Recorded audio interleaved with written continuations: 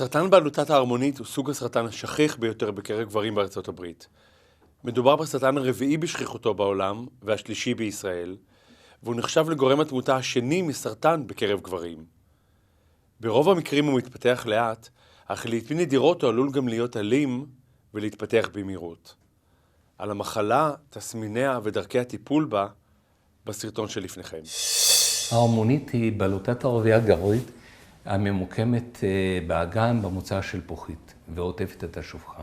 סבירות לחלות בסרטן ההרמונית העריכו בארצות הברית כי 1 מכל 6 גברים יחלה בסרטן ההרמונית. ישנו קשר חזק בין מחלה לגיל, ומתחת לגיל 50 סבירות נמוכה שהסרטן יתפתח, ומעל גיל 65 סבירות גבוהה שיגלו סרטן ההרמונית. כ-85% מהגברים עם סרטן ההרמונית מתגלים סביב גילאים האלו, והשיא הגילוי יהיה בגילאים 70-74.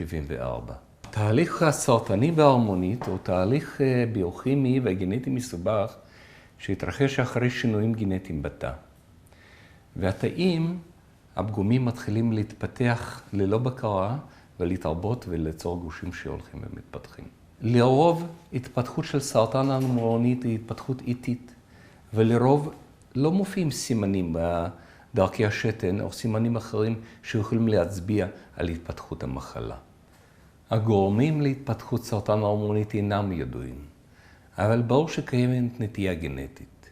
כשישנו קרוב משפחה מדרגה ראשונה, אב או אח, שהם חלו בסרטן ההרמונית מתחת לגיל 60, הפציינט נמצא בקבוצת סיכון.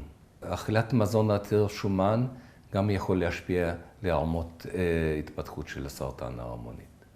ברגע שישנם גורמי סיכון, הרופא משפחה והפציינט עצמו צריכים לפנות לאורולוג, שביחד יעריך את גורמי הסיכון על ידי לקיחת סמן לסרטן ההרמונית, שנקרא PSA.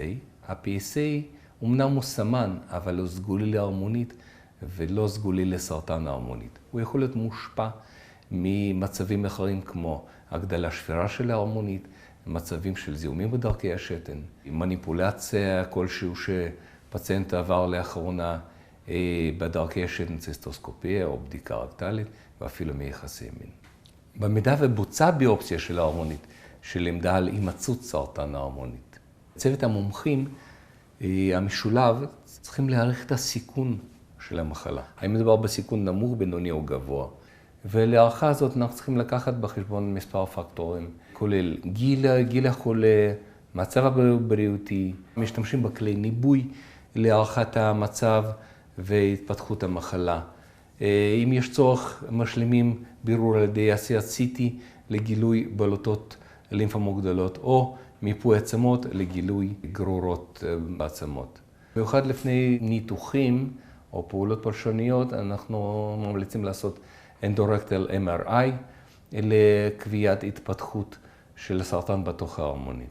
כשמדובר במחלה בעלת אופיינים אגרסיביים עלולים לסכן את הפציינט בהמשך, יש מצב שנציע לו ניתוחים, וניתוחים יכולים להיעשות בגישה פתוחה, לפרוסקופית או רובוטית.